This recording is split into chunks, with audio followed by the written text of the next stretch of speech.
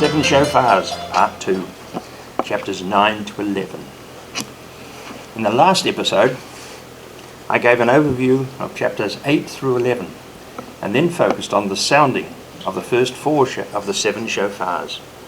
Today, I want to look at the sounding of the last three shofars, and also consider the significance of the other mighty angel whom we see in chapter 10, who presents to Yochanan an open scroll.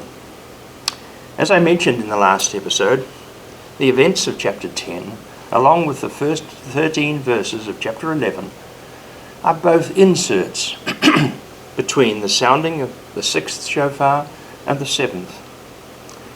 We saw the same pattern between the opening of the sixth and seventh seals, as we were told in chapter 7 about the sealing of the 144,000, and also the separation of the great crowd. In the same way, in chapter 10 and the first part of chapter 11, they are also inserts. But as we will see more clearly as we get into the latter half of the Revelation narrative, these two portions are falling not only between the sixth and seventh shofars, but also between the last two seals. Moving on to consider the sounding of those latter three shofars, we find how they affect different people. That is recorded at the end of chapter 8, where Yochanan was told in verse 13, "Then I looked, and I heard a lone eagle giving a loud cry as it flew through mid-heaven.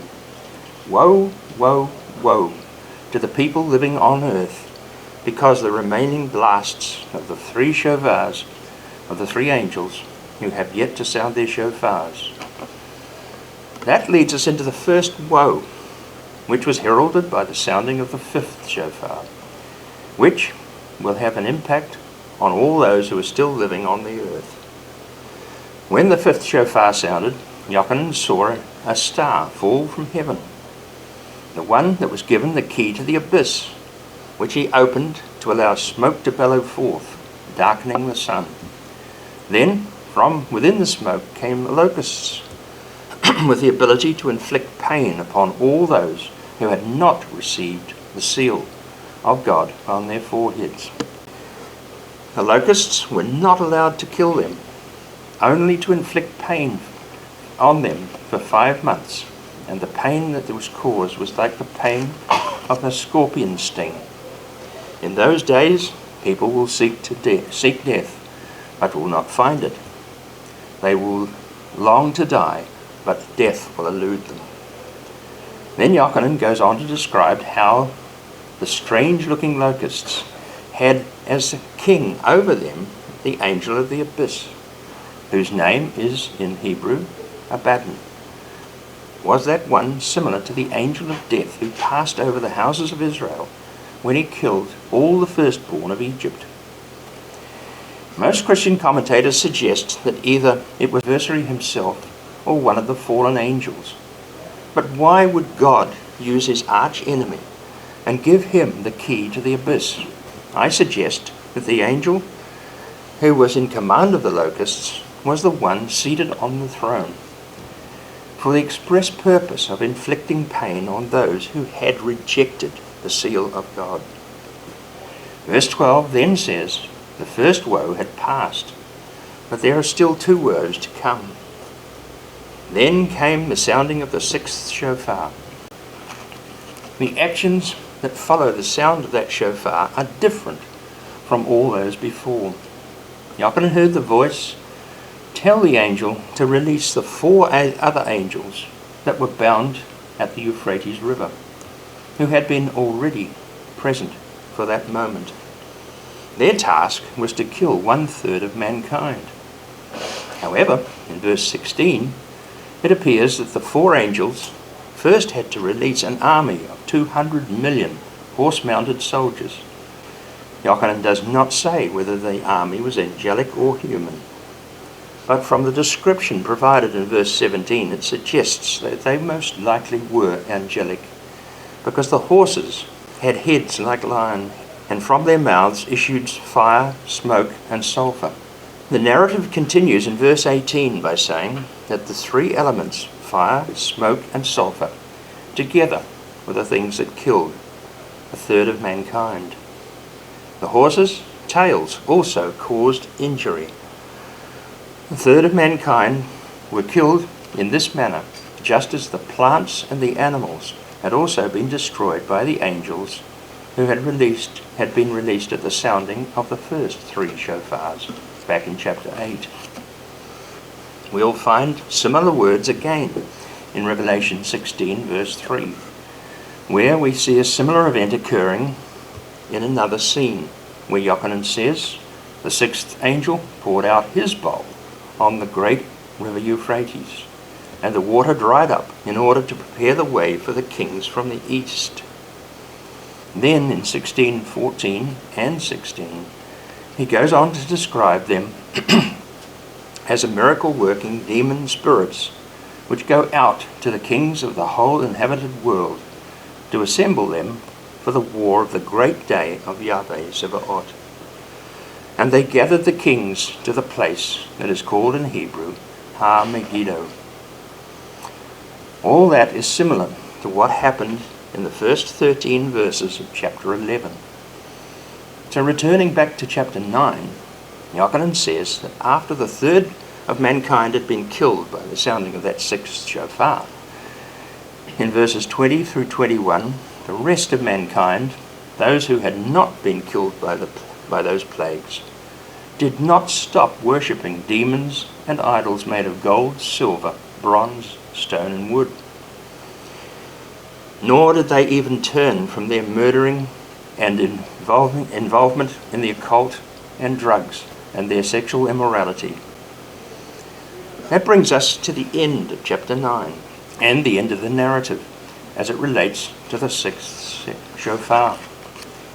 However, instead of continuing on to the sounding of the seventh shofar, Yochanan turns his attention to yet another scene in his vision. Only when we get to the latter part of chapter 11 does he mention the sounding of that seventh shofar. So continuing into chapter 10, we find Yochanan expounding on the events that occur in the gap between the sixth and the seventh shofars. This chapter opens with a totally different scene that starts with the introduction of yet another mighty angel. That angel is said to have come down from heaven with a little scroll open in his hand. Yochanan does not give any details about the scroll, apart from the fact that it was lying open in the hands of the angel. Yochanan was told that he was not to write down what he heard, because the words were to remain sealed up. They would be spoken at a later time. The sovereign plan of God had reached its completion. All the good news that had been proclaimed by the prophets long before had finally been brought to fruition through the restoration work of Yeshua. Yochanan wanted to read the scroll, but instead of being permitted to read it, he was told to eat it. It would taste sweet in his mouth, but it would turn his stomach bitter. Having made his stomach bitter, it appears that he had to blurt out the words of prophecy. As verse 11 says, you must prophesy again about many peoples, nations, languages, and kings. He does not say what it was that he was to speak forth, but some events that have been recorded in the latter chapters of Revelation suggest that it was a warning to the nations what their destiny would be. Nothing more is said about that little scroll, nor its contents. So let's move on to chapter 11, where we find that the scene changes yet again, with Yochanan being given a measuring rod and being told to measure the temple of God. But he was also told not to measure the outside court, because it would be given over to the Goyim, or the nations, who would trample on through the city one last time for a period of 1260 days. That was the last major event that would occur before the sounding of the seventh shofar. The first 13 verses of chapter 11 are yet another insertion between the sounding of the sixth shofar and the seventh, and speaks about the period after the adversary was released from the abyss, as is mentioned in chapter 20, verse 7. Once released, Satan led the errant nations of Gog and Magog on a march against Jerusalem and against the two witnesses that are mentioned in chapter 11, verse 3.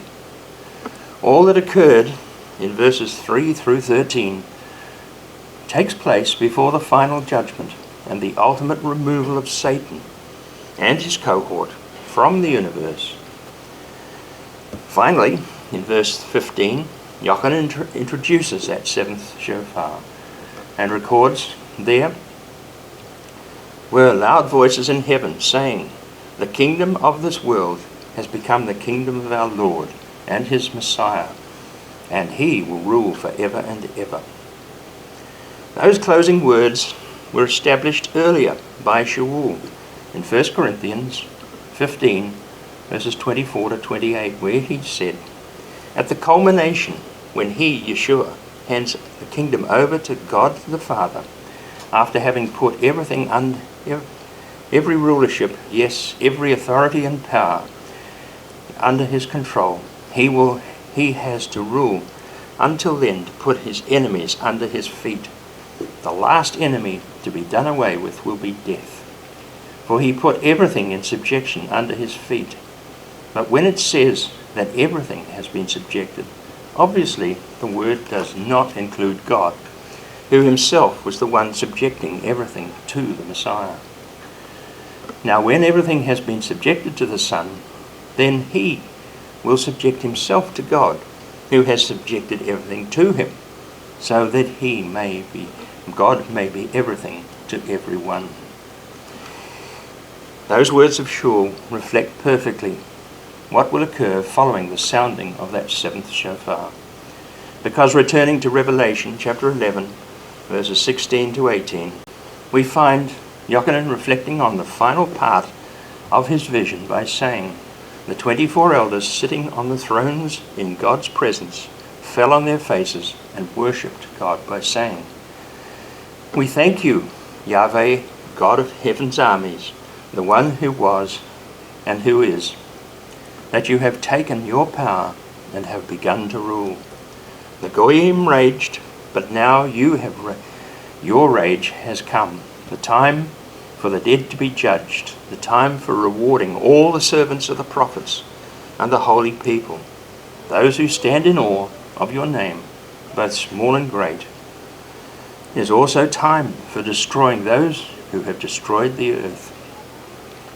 Then the chapter and the whole narrative is concluded by saying, "The temple of God in heaven was opened, and the ark of the covenant was seen in his temple.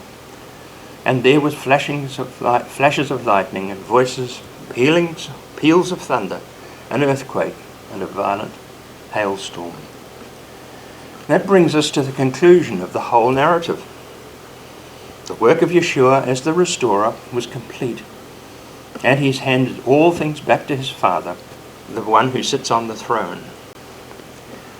Then, as we saw in an earlier episode, in chapter 7, verses 9 through 12, the great crowd, too large for anyone to count, from every nation, tribe, people, and language, they were standing in front of the throne and in front of the Lamb, dressed in white robes and holding palm branches in their hands. And they shouted, "Victory to our God, who sits on the throne, and the Lamb." All the angels stood around the throne.